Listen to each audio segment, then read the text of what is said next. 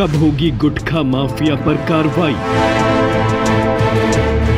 कब और कैसे कसा जाएगा शिकंजा? सागर में अवैध गुटखा का व्यापार, अवैध गुटखा से लग रहा सरकार को चूना। किसकी मिलीभगत से हो रहा अवैध गुटखा का खेल? बड़ी हेरफेर से हो रही करोड़ों की धोखाधड़ी। अब तक करोड़ों रुपए का लगा सरकार को चूना। बीड़ी, सिगरेट, तंबाकू या गुटखा, ये सभी गंभीर बीमारी जैसे कैंसर के कारण है। लेकिन इन बीमारियों पर एक बीमारी भारी है, वो है धोखाधड़ी और माफिया राज की। मध्य प्रदेश में मौत का व्यापार इन सभी व्यापार के अवैध संचालन के कारण फल फूल रहा है और इस पर शिकंजा कसने वाला कोई नहीं, क्योंकि नीचे से लेकर ऊपर तक सब सेट है।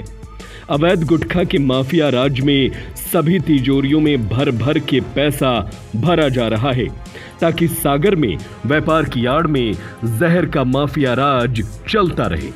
सागर जिले में पिछले लंबे वक्त से अवैध गुटखे का खेल धड़ल्ले से चल रहा है। आइए समझते हैं कैसे हो रहा गुटखे का खेल। सबसे पहले गुटखा माफिया बेखौफ होकर अपने लीगल और इलीगल गोदामों में बड़ी मात्रा में अवैध तरीके से भंडारण करते हैं। इसके बाद शहर की छोटी बड़ी गली हो या फिर बड़े बड़े तिराहे चौराहे हो, यहाँ दुकानों पर तंबाकू युक्त गुटखे की बिक्री की जाती है। बड़ी बात यह है कि स्कूल, कॉलेज, अस्पताल, थाना, मंदिर के पास भी बेचने से कोई गुरेज नहीं किया जा रहा है। यहाँ एक बात और समझा दे कि सागर जिले में बड़ी मात्रा में अलग अलग ब्रांड के गुटखों की भारी सप्लाई है।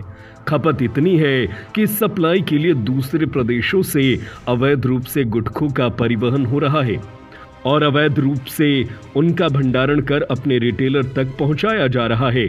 सूत्रों की माने तो यहाँ एक खेल और खेला जाता है। कुछ गुटखा माफिया जहाँ एक ट्रक माल की बिलिंग 1 नंबर में करते हैं, वहीं 2 ट्रक माल की कोई बिलिंग नहीं होती, यानी इसका कोई लेखा जोखा नहीं होता। गुटखा का व्यापार नगद में होता है, इसीलिए इसमें झोल की गुंजाइश हमेशा बनी रहती है। इसके अलावा रिटेलर से अगर लेन देन नगद में होता है तो उसका बिल फाड़ा ही नहीं जाता है, और अगर लेन देन अकाउंट में होता है तो या तो वो किसी कर्मचारी या फिर किसी कर्मचारी के रिश्तेदार, कुल मिला के थर्ड पार्टी को पेमेंट किया जाता है। ये माफिया इतने शातिर हैं कि इन्हें कैसे बेवकूफ़ बनाना है वो इन्हें अच्छे से आता है। इसके अलावा भ्रष्ट अधिकारी भी इनके साथ खूब मलाई खाते हैं। आपको बता दें, पिछले महीने संभागीय कमिश्नर डॉक्टर वीरेंद्र रावत ने 16 फरवरी को संभाग के सभी कलेक्टर से मीटिंग कर अपने अपने जिले में ऐसे मिलावटी खाद्य पदार्थ पर कार्रवाई करने के निर्देश दिए थे। इसके बाद छतरपुर में इसका प्रभाव देखा गया था। नौगांव में अवैध रूप से चल रही तंबाकू फैक्ट्री पर छापामार कार्रवाई की थी, जहां तंबाकू में मिलावट और केमिकल पाया गया था। प्रशासन ने इस फैक्ट्री को सील कर दिया था, लेकिन संभागीय मुख्यालय सागर में कोई ठोस कदम नहीं उठाया जा रहा है, जिस कारण सरकार को लाखों करोड़ों रुपयों का चूना लग रहा है। वहीं इस सब पर खाद्य एवं औषधि अधिकारी ने बताया कि अभी इस संबंध में कोई शिकायत नहीं आई है। अगर शिकायत आती है तो कार्रवाई की जाएगी। किसी को इस तरह की जानकारी है तो वह कलेक्टर कार्यालय या खाद्य विभाग में सूचना दे सकता है। जहाँ पे भी अवैध भंडारण होगा, मिलावट होगी, खाद्य विभाग ऐसी कार्रवाई करने के लिए तत्पर है। आप मेरे मोबाइल नंबर पे आप कर सकते हैं शिकायत, और इसके अतिरिक्त आप कलेक्टर सर के यहाँ या मेरे खाद्य विभाग पे एप्लीकेशन दे सकते हैं, और आप 181 पे भी शिकायत कर सकते हैं। सागर में भी गुटखे और तंबाकू का अवैध व्यापार बड़े स्तर पर चल रहा है। बस इनको छोड़कर खाद्य एवं औषधि विभाग के अधिकारी फरवरी महीने में 60 से ज्यादा कार्रवाई कर चुके हैं। जिसमें अधिकांश प्रतिष्ठानों पर से केवल सैंपल ही कलेक्ट किए गए, लेकिन गुटखा से संबंधित एक भी कार्रवाई नहीं हुई। न ही किसी गोदाम का निरीक्षण हुआ, न ही किसी सप्लायर के पास जाकर स्टॉक या माल या सैंपल की चेकिंग की गई।